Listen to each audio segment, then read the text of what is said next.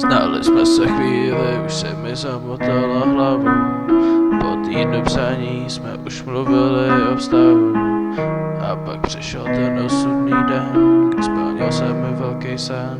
Škola náročná stejně pak jako ty šáchy. Problémy s rodičema a já umíral strachy. Po těžký víře byla dlouhá cesta domů. Nikomu jsem musel napsat, já jsem dobře věděl komu.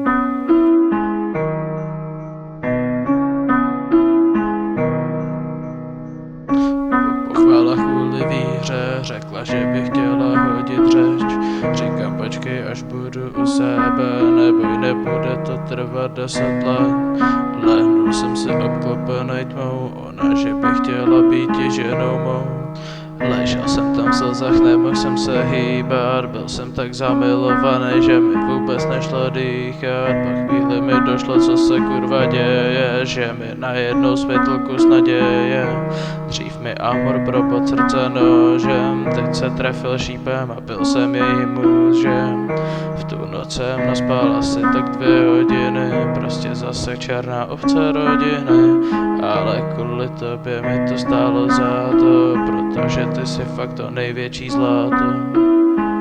Škoda, že už spolu nechodíme, no.